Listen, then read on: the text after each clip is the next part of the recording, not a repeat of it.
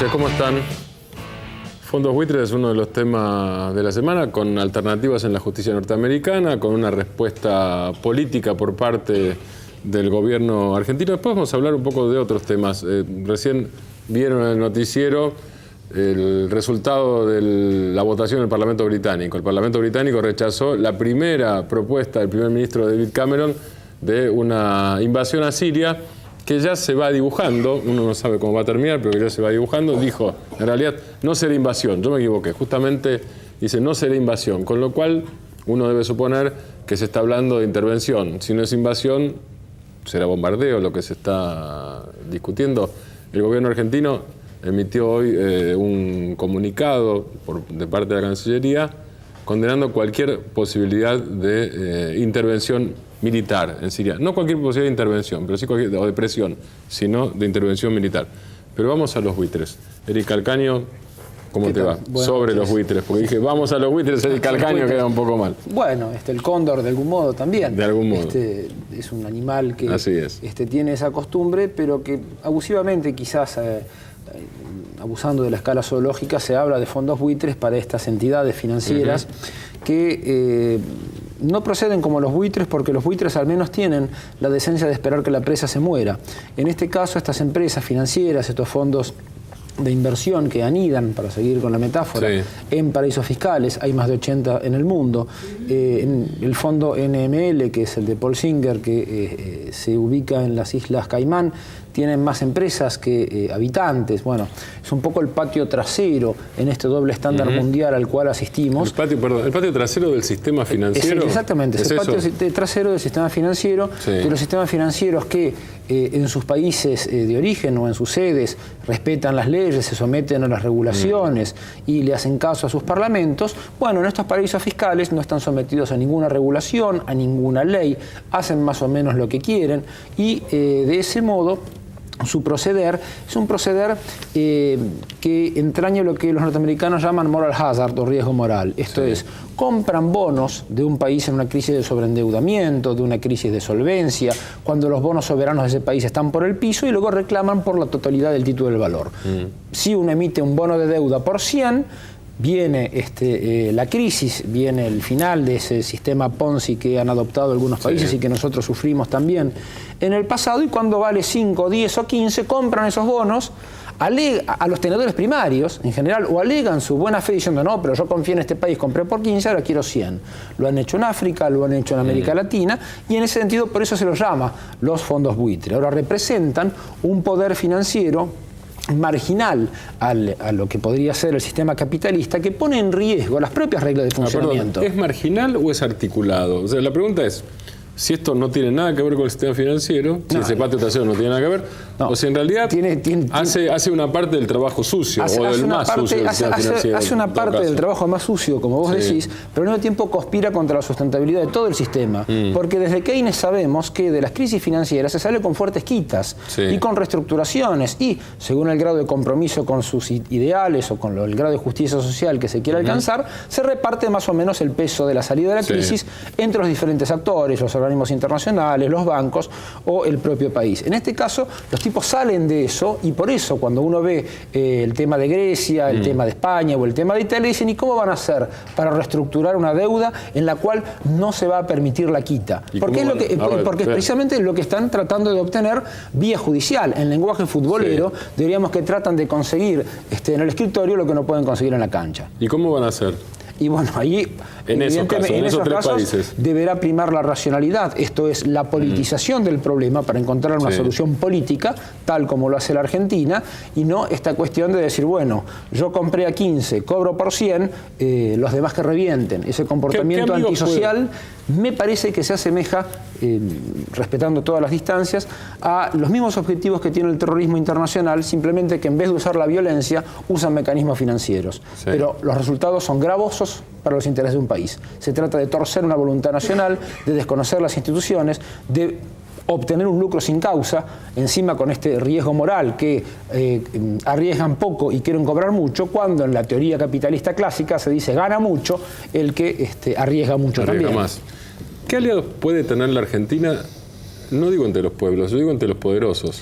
y entre los poderosos están en una posición, uno podría decir casi griega, sí. En el sentido de que no nos quieren, porque hemos demostrado que las políticas heterodoxas funcionan, de las que tenemos en los últimos 10 años, pero al mismo tiempo sería más gravoso para ellos que aceptar o mejor dicho, aceptar lo de los fondos buitres, que aceptar una política heterodoxa. Es ahí donde tienen que decir, vamos a velar por la consistencia de la arquitectura internacional y le meteremos gobernancia y esas palabras raras que utilizan para evacuar la política, o realmente actaremos que el mundo evoluciona en determinados sentidos, hay determinados costos que pagar, es decir, los sistemas de endeudamiento perpetuo que ha habido a lo largo de estos últimos decenios, la financiarización del mundo. Cuando uno piensa que hace 30 años, por un punto de producto, digamos, de producción, sí, había un punto de PIB, había un punto de flujo de stock financiero. Hoy esa relación va de un punto de producto real a 3,4, 3,6 de producto financiero. Esa financiarización, esa gigantesca timba,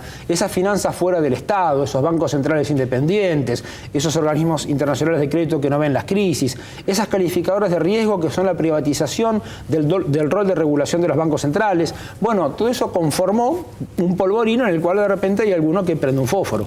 Eric, el Estado argentino, digo el Estado no solamente por el Ejecutivo, porque supongo que el Parlamento va a apoyar, el Estado argentino va a proponer que se cobre aquí.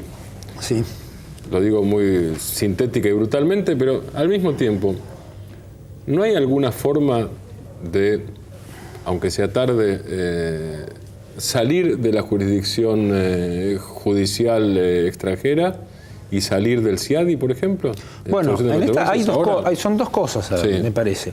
La primera es que se aceptó la jurisdicción norteamericana, no porque nosotros pensáramos que era lo mejor posible, sino que era lo realmente realizable en ese momento. Recordemos Néstor con 22% de los votos, sí, construyendo un poder distinto, un proyecto nacional, un modelo económico, y dentro de ese esquema, bueno, había que lidiar con las fuerzas realmente existentes y las relaciones de fuerzas realmente existentes en esa etapa.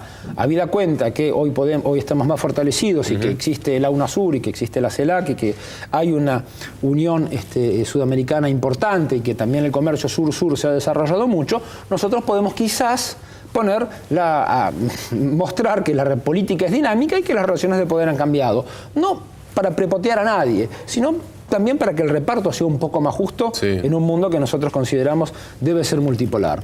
En lo que respecta a los acuerdos con el CIADI, lo que hay que ver es que esos acuerdos sobre todo se hicieron en los 90 y que tienen una duración de 10 años que son reconducibles tácitamente cada 2 años. Habría que estudiar caso por caso para ver cuál conviene y cuál no.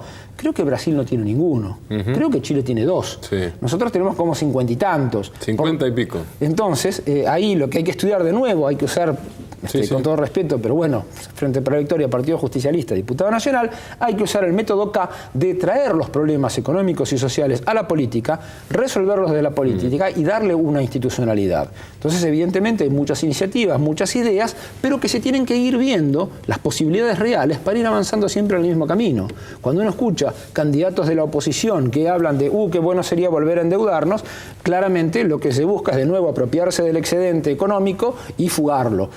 Cuando hacemos el avance en ganancias, de repente otro economista de la oposición dice, pero eso va a tener efectos inflacionarios. Bueno, pónganse de acuerdo.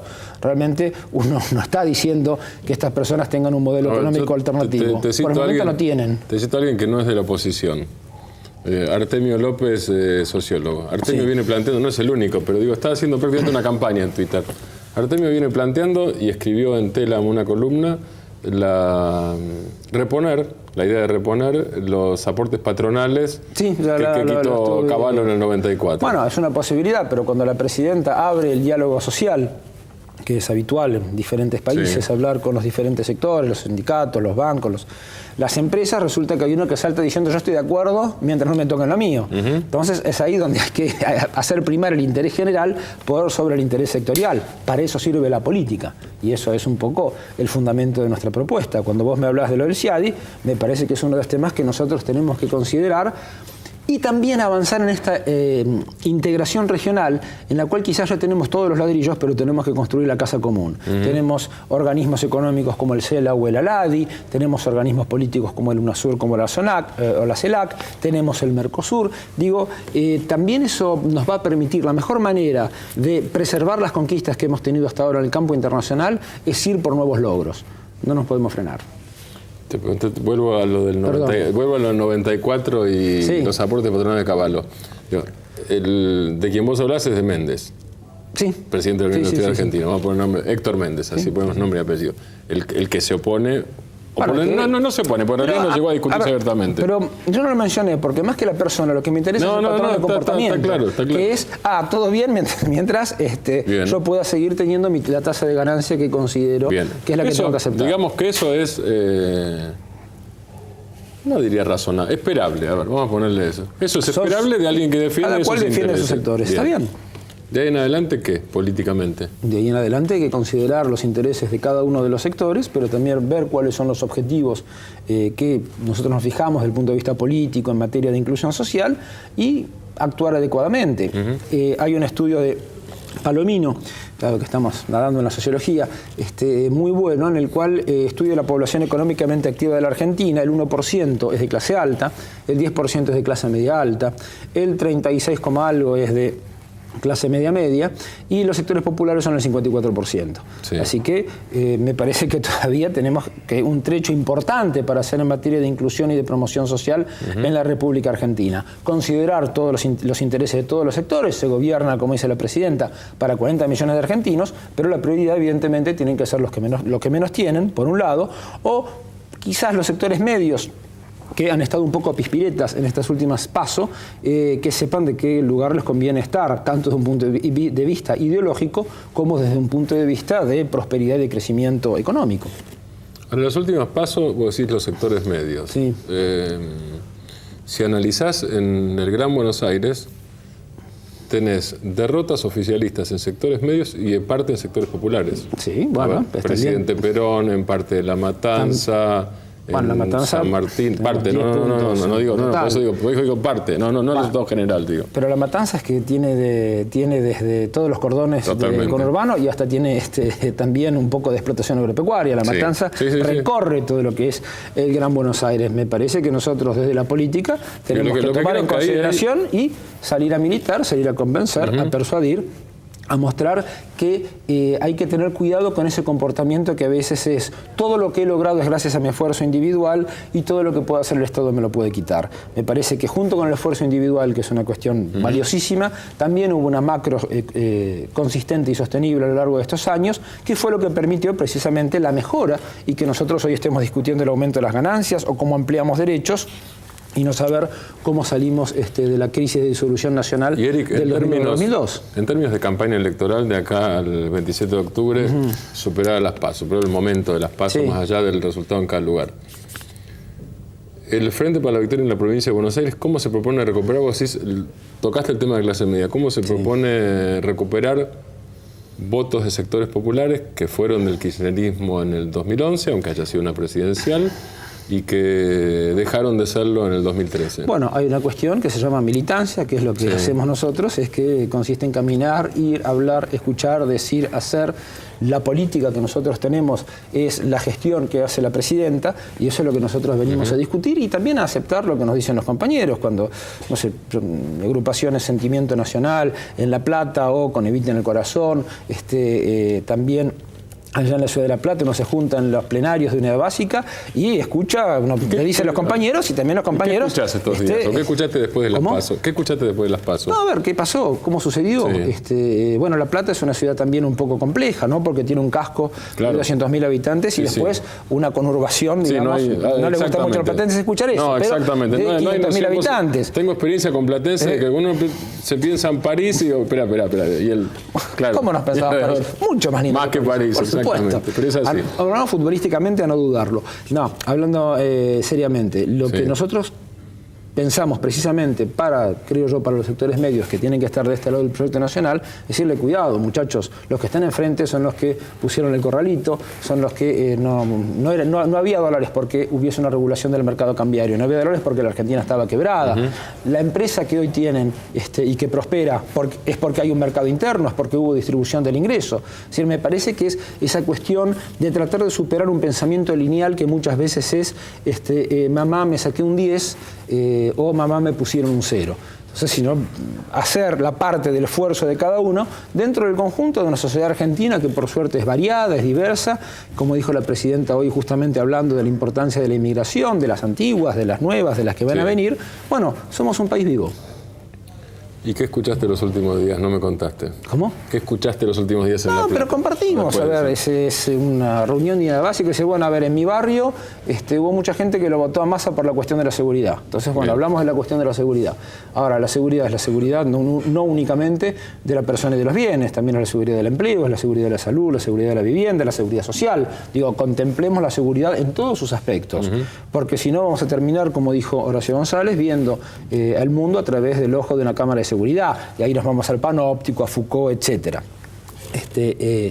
Por eso de La Plata, parecida a París, tenemos una buena universidad también. Pero las otras cuestiones son, bueno, el tema de clarificar muchas veces dicen, bueno, pero Massa no está totalmente identificado que es opositor. Entonces, un poco lo que decimos con las compañeras y los compañeros es, bueno, digamos en qué lado está Massa, qué es lo que propone, y después nosotros vamos a salir a sostener, a explicar y a apoyar las propuestas de la presidenta. Después, para saber más de lo que pasa en una unidad básica, te invito, no tengo que eso va a ser lo mejor. Voy a ir. ¿Cuándo me invitas? Como es la semana que viene. Semana que viene. El miércoles no porque tenemos sesión, pero el jueves supongo que tenemos plenario. Tema de la sesión y tema de plenario. A ver, tema de sesión miércoles y tema de plenario jueves. De los buitres ya nos fuimos. No fuimos, bajamos. Seguimos volando. Bajamos. Entonces, el tema de la sesión, nosotros tenemos comisión de presupuesto convocada por el diputado Feletti, que es presidente de la comisión de presupuesto. Se tratarán los proyectos que hacen a la modificación de ganancias, daremos el debate y la discusión propia del trabajo en comisiones. Se firmarán los dictámenes correspondientes y se tratará el dictamen con más firmas el miércoles, que será el nuestro. Eric, muchas gracias. Por favor. Volvemos en un minuto.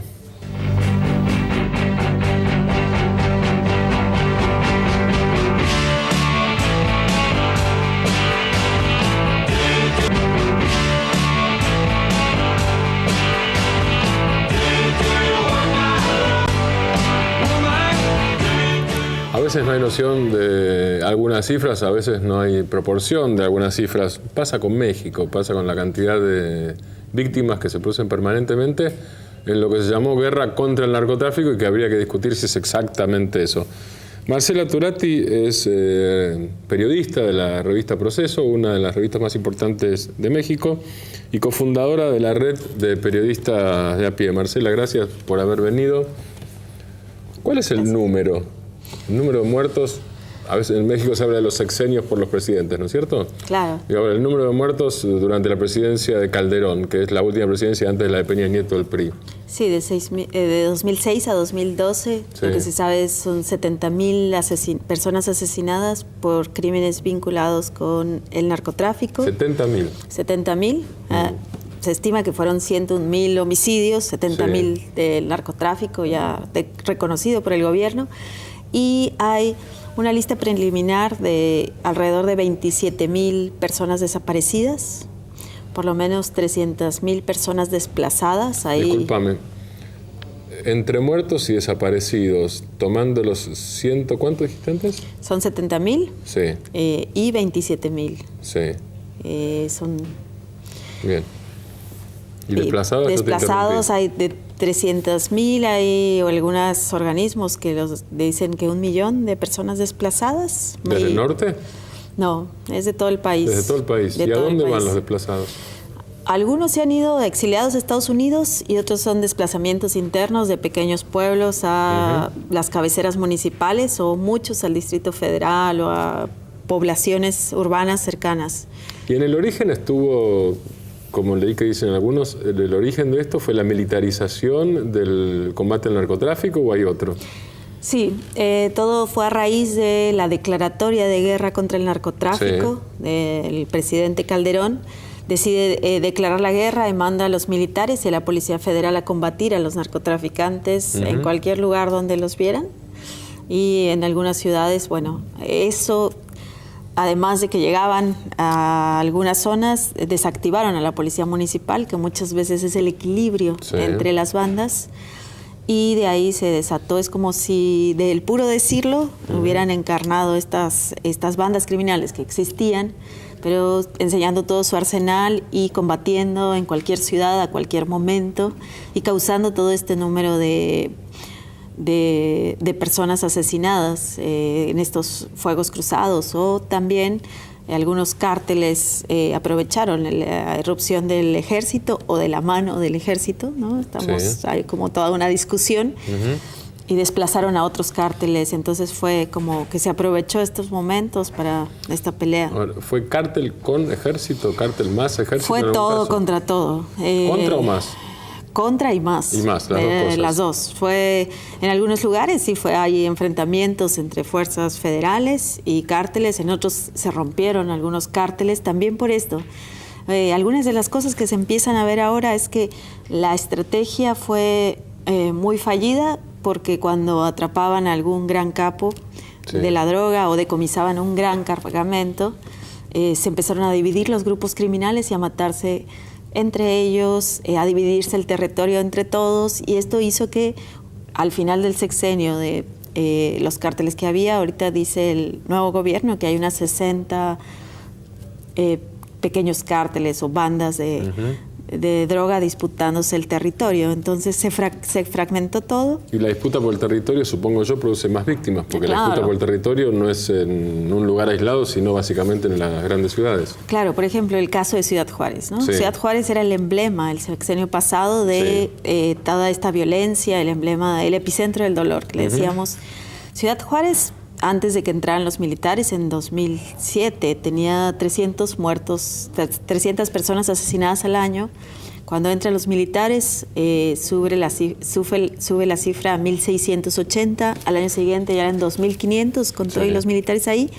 Y el tercer año ya eran 3.600 personas muertas. Entonces, esto de la militarización, lo que hizo fue esto. Se dispararon en casi todos los lugares las cifras criminales y no se bajó la violencia. En Juárez todavía queda la duda de qué pasó. El gobierno publicitó que fue gracias a su intervención, porque después bajó muchísimo la violencia, pero la gente ahí sabe que llegó otro cártel que se apropió y que el cártel local, por lo menos, se desplazó a otra zona, ¿no? Lo que cambió es la forma de ordenamiento de la droga. Claro, es lo que se dice. ¿Se impuso un orden superior a un orden inferior en todo caso, en ese caso? ¿Ahí? Claro, sí, lo que se dice es, no era una lucha contra el narcotráfico, sino por el control del territorio. Y todo esto dio, que es el tema que yo manejo siempre en mis reportajes y en los libros, es el tema de las víctimas de la violencia, ¿no? O sea, el costo social, el impacto en la gente y el dolor, ¿no? El dolor, y que ahora nos planteamos a quién le sirvió esto, qué pasó. Ahora, a pesar de que ya empezó un nuevo sexenio, esto no ha parado. Pareciera que sí, hay como una gran campaña que dice México ya dio vuelta a la página, ya está pasando, y lo que vemos es que hay un ocultamiento, ¿no?, de la información, que eso hace más peligrosas las cosas, ¿no? ¿Cuál sería la alternativa, Marcela, a esa política? Pues la que siempre se dice es, lo que vimos también es, esto no se pelea a balazos, ¿no? O sea, no es sacar al ejército ni con políticas solo, a través de la militarización o demás, sino que tiene que ser también pegarle a otros eslabones de la cadena, a las, no sé, desde las bodegas, o sea, quién está proveyendo el transporte, quién las bodegas, los empresarios y también los bancos, ¿no? Los bancos y los políticos, ¿no? O sea, en algunas zonas lo que ya se empieza a saber y mucho por los juicios que se han hecho en Estados Unidos, no tanto en México, cuando declaran estas personas, cuando las atrapan, empiezan a decir que financiaron campañas políticas. Entonces, es como ir a esos que son como los invisibles, son los beneficiados siempre, y no nada más a balazos querer atacar el problema, ¿no? ¿Qué nivel hay de participación de servicios de inteligencia para quienes no siguen la política mexicana o no leen libros periodísticos o de investigación, pero sí alguna novela? Digo, el que leyó La silla del águila de Carlos Fuentes o La guerra de Galio de Héctor Aguilar Camín, conoce, no como documentales, digo, no, son libros de ficción, pero en esos dos libros, digo, me acuerdo de esos dos ahora, en esos dos libros aparece de manera muy fuerte el tema de la seguridad, el tema de la inteligencia, el tema del uso de la inteligencia para maniobras ilegales desde dentro del propio Estado. Esos dos libros son de una era pre-narcotráfico, o en todo caso pre-narcotráfico a este nivel en México. ¿Cómo está operando esa red hoy, si es que está operando de esa manera? Lo que se ha criticado mucho es que no se usó inteligencia, ¿no? Para hacer estas investigaciones. Y otra cosa que es muy notoria, por ejemplo, por lo menos en la crisis que tenemos una crisis humanitaria por las desapariciones de personas. Se usa y se investiga para saber dónde está la droga y no para saber cómo desaparecen, no sé, miles de personas en algunas carreteras, no para ver cómo se sacan a personas en camiones o en trailers del país, en algunas zonas donde sabemos, o sea, que están controladas por grupos criminales y donde pasaron masacres o donde durante un periodo largo los grupos criminales bajaban a todos los pasajeros de un autobús y mataron a muchos, y es una zona de fosas comunes como esta Tamaulipas, sí, ¿no? Como es San Fernando, donde fue la masacre de los 72 migrantes.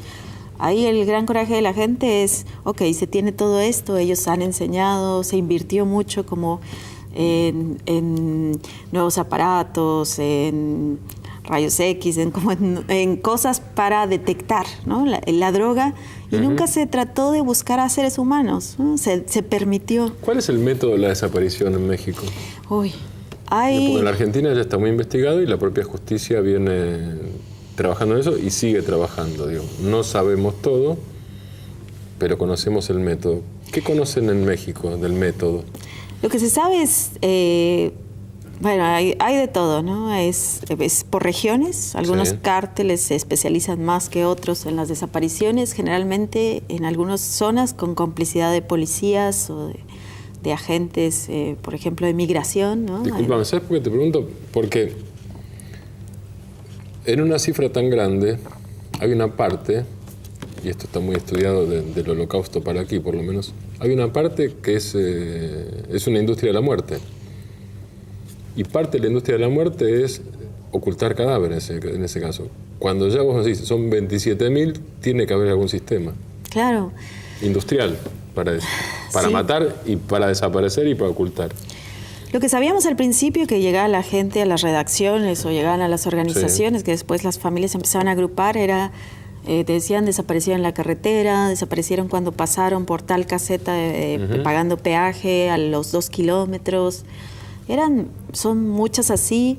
También cada vez que hay un conflicto o que se dividen en un cártel o que se están peleando, se sabe que hay como una especie de reclutamiento forzado. Se llevan a los jóvenes que...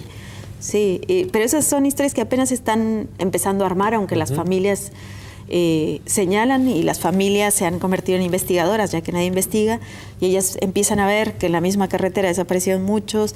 Hay casos, por ejemplo, que desaparecieron en una región al norte, cercana a Texas, ingenieros en telecomunicaciones, muchos, y es una región donde después encontraron antenas muy potentes, ¿no?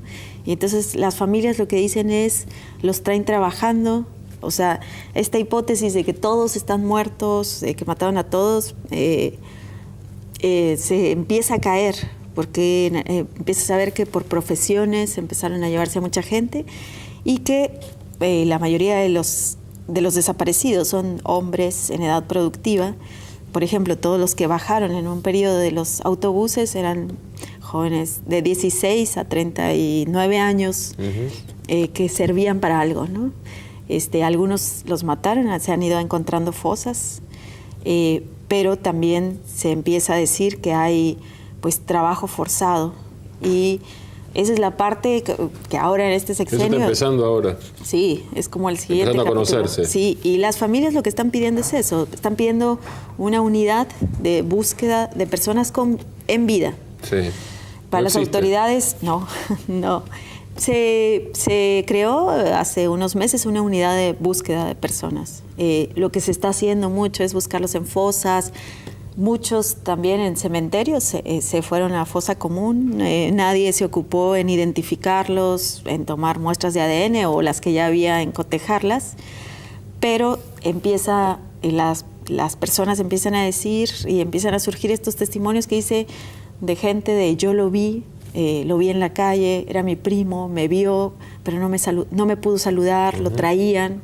En algunos lugares se dice lo traían sicariando, ¿no? Lo traían como convertido en sicario. Y esto había un poco difícil para nosotros como entender eso, y al principio uno pensaba que era pues como una fantasía que tenía la familia, pero se empieza a hablar de esto, de que en algunos casos los mantienen vivos y los tienen trabajando. Pero no hay investigaciones que lo hayan verificado, la investigación periodística, ya no judicial, sí. Bueno, hace poco hice un reportaje sobre este tema, porque es algo que se dice mucho. He hablado con organizaciones y dicen, sabemos que hay gente que se escapa, pero no hemos tenido acceso a ellos porque después de desaparecer y aparecer, se desaparecen solitos porque no quieren que nadie los vea, ¿no? Ellos mismos al día siguiente ya no están en sus casas, pero las familias a veces llegan a contar que apareció. Y en este caso hice un reportaje de una chica que me contó de una zona del norte de Chihuahua, que ella me empezó a contar la historia de su hermano y me decía, a mi hermano se lo llevaron, lo engañaron para que fuera a piscar marihuana y bueno, lo engañaron para un trabajo, a la mera lo tuvieron en un rancho y dice, y mi hermano estaba muy mal y lo tenían y le dije, ¿y cómo sabes? Y dice, a veces mi hermano hablaba por teléfono, pero decía que no lo buscáramos, ¿no? Un día el hermano se escapa, el hermano cuenta cómo lo tenían, qué pasó, cómo tenían a muchos jóvenes trabajando como policías de una comunidad, que estaban armados todos, pero no se podía escapar, porque el presidente municipal era parte, la policía, todos. El día que se escapa van por él y lo matan, ¿no? O por lo menos no aparece, no vuelve a aparecer. Pero ese tipo de testimonios ya empiezan a tener rostro, ya empiezan a tener gente cada vez más conocida que te empieza a decir, tal tipo se escapó, pero hay que esperar mucho tiempo para poder hablar con ellos, para poder construir esto, y lo que más les da miedo es que dicen pues que los tenían en lugares que el mismo gobierno sabía, o que la policía pasaba por dinero, que ellos pagaban, o que pasaba el ejército de donde los tenían. En los albergues de migrantes también se tienen testimonios de migrantes que se escaparon de estos lugares. Dicen que son como bodegas donde tienen a algunas personas. No sabemos cuánto tiempo duran y cuánto tiempo los maten, y si los matan a todos y qué hacen, pero de pronto sí hay testimonios así de gente que dice que se escapó de esos lugares, que da el aviso, pero en ese mismo momento se regresa a su país. Ellos no quieren saber nada. Entonces, construir esta historia ahorita podría parecer como un poco mítica, pero las familias, cuando uno va hablando con ellas y cuando empieza a ver cómo fueron construyendo el rompecabezas y cómo fueron encontrando que en la zona donde desapareció a su hijo hay ranchos que están vigilados y que han visto que tienen protección y que hay gente, alguno que otro que se puede infiltrar y meter, y que dice, ahí hay trabajadores esclavos, es cuando empezamos un poco a ver y a poner en entredicho, o sea, que los desaparecidos muertos, ¿no? Y esto hace todavía más complejo todo. El gobierno, hay un gobernador acepta, dice, los estamos buscando con vida. ¿El gobernador de qué estado? De Coahuila. Ajá. Y también ya la PGR ha escuchado estos testimonios y ha dicho, bueno, vamos a buscarlos. Eso sería la fiscalía. La fiscalía. Sí. Y dice, pero primero tenemos que crear, y en eso se le han pasado, dicen, primero tenemos que crear una unidad de inteligencia porque no podemos llegar a un lugar tomado en un cerro, porque ahí va a ser muy peligroso para todos. Marcela, las armas llegan básicamente, por lo menos era así en el sexenio de Calderón, llegaban básicamente desde los Estados Unidos de contrabando. ¿Sigue siendo así eso? Pues llegan de Estados Unidos y también en los puertos entran muchas. Lo que sí es que también ahí, bueno, criticamos y cuestionamos mucho a Estados Unidos, pero pues las aduanas pareciera que no sirven, o sea, pasan por nuestras fronteras, pasan por nuestras aduanas y no hay quien las detenga tampoco. ¿No? Se frenan los migrantes de México a Estados Unidos, pero no se frena la entrada de armas. De las armas que utilizan los narcos en México. Claro, sí. Sería más o menos esa la Sí, esa ecuación. Esa es parte de la cuestión, ¿no? Y todo este asunto, o sea, que decimos, se dice, bueno, mucho, la sensación en México es esta guerra, ¿a quién sirvió, no? O sea, es una guerra para que no lleguen las drogas a Estados Unidos y los muertos se están quedando de este lado de la frontera, ¿no? O sea, y las drogas llegan igual. Y las drogas llegan igual, quizás un poquito más caras, quizás tienen que pasar por otra ruta, quizás tal, se pelearon o en unas zonas tienen que recomponerse, pero hay más muertos y los muertos los ponen todos, o sea, son gente de Guatemala, de Honduras, la gente que está cruzando por México. En la capital, en el DF, en el Distrito Federal, el nivel de violencia es relativamente menor, ¿no es cierto? Sí, el DF siempre ha sido una burbuja, ¿no? O por lo menos se ha visto como una burbuja. Estos años se mantuvo así, aunque ahora empiezan a haber desplazados. Es una ciudad muy grande, son 20 millones. ¿Por una política diferente del gobierno local de centroizquierda, del PRD? Es una política diferente. También hay 20 millones de personas. En el conurbado empezaron a haber como algunos asesinatos de jóvenes. Y a mí lo que me llamaba la atención es que decía, ¿por qué si reportean los de Ciudad Juárez y no reportean los de aquí o los de Tepito o los de Nesa, ¿no? Los que están cerca, que pareciera como que no los vende el crimen o no los vende la droga y no sabemos de eso. O sea, causan más escándalos si son en otros lugares, pero lo que ya empezó a ver son... hace 2 meses desaparecieron 12 jóvenes que estaban en un bar, fueron sacados de un bar, los acaban de encontrar en una fosa. Y investigando eso nos enteramos que un mes antes, que en abril sacaron a 5 jóvenes de un bar y que también no los volvió a ver nadie. Entonces estamos viendo que en el DF las noticias se diluían, este tipo de noticias, pero ahí viven los capos, ¿no? Vemos que ahí tienen sus residencias, muchos de los narcotraficantes que tienen sus casas, sus mansiones. Y por eso también se había mantenido un poco intacta, pero con estas desapariciones en la zona rosa, que es la zona turística, de 12 jóvenes, y frente a las cámaras y en una zona que es muy vigilada, pues se rompe y se empezó a romper, o la sensación de esta burbuja se está diluyendo, ¿no? ¿Por qué te metiste a investigar esto? Pues el tema de las víctimas en sí me parecía muy importante cuando empieza el sexenio y que empieza todo este discurso oficial de que las víctimas se lo merecían, ¿no? De que eran malos contra malos, de que no había que preocuparse, de que esto era para que las drogas no llegaran a nuestros hijos, que era una lucha de buenos contra malos, como todo ese discurso oficial, y que uno veía que se estaban matando nuestros jóvenes contra nuestros jóvenes y que morían. Se murieron muchos, se masacraron en unos lugares como una generación, jóvenes de 19 a 35 años. Entonces, era como no podía quedarme así, ¿no? Tenía que empezar a hablar y yo opté por darle voz a las víctimas para empezar a visibilizarlas y empezar a hablar de los impactos, para que no se tuviera nomás un marcador de los muertos, allá de los asesinados. En México le llamamos el ejecutómetro, ¿no? Este conteo o este marcador macabro diario de personas ejecutadas. Entonces devolvámosles el nombre, digamos quiénes son, qué soñaban, qué pensaban, si era delincuente, que ahí les decían, que la mayoría eran delincuentes y que poquitos eran bajas colaterales. No son bajas colaterales, son personas. Y si llegaron a delinquir, ¿por qué fue? ¿No? ¿Qué violencias los traspasaron? Marcela, muchas gracias. No, muchas gracias. Nos vamos con Lula, quien le acaba de dar la Central Única de Trabajadores de Brasil en cumplir 30 años, la camiseta número 10, la del 10. La democracia es movimiento perpetuo, la política no es un pacto de silencio, por eso estamos acá este jueves.